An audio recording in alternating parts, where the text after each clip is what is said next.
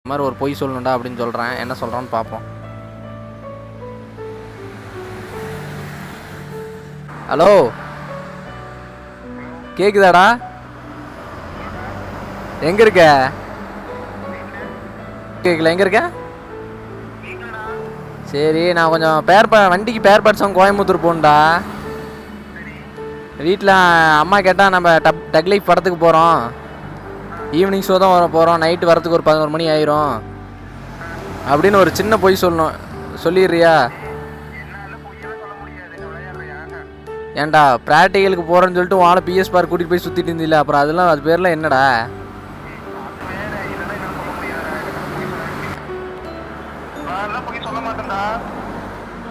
அப்போ பொய்யே சொல்ல மாட்டேன். ஏன்டா பொய்யில் புலவர்? அடா இந்த சேர்ற ஆன்லைன் வர வட ஒரு நிமிஷம் இருடா. டே பேசிட்டு போடா. அடா டே அர்ஜென்ட்ரா, வண்டி தான் இருக்குடா. டே கேட்டு போடா. நல்லா இருக்குடா இன்னைக்கு நண்பர்கள் நிலைமை. என்னங்க திடீர்னு அநியாயத்துக்கு இப்படி மாறிடுறானுங்க. வெளியே போகிறப்பெல்லாம் பொய்யே சொல்லிட்டு திரியிறானுங்க. திடீர்னு நம்ம கூப்பிட்றப்ப மட்டும் பொய்யே சொல்ல மாட்டேன் நல்லவனா தெரிஞ்சிடறானுங்களே. எப்படி இப்படி? இவன் வாயை திறந்தா பொய்யா தான் பேசுவான். நமக்குன்னு ஒரு பொய்யை சொல்கிறானே, சொல்ல மாட்டேங்கிறானுங்க.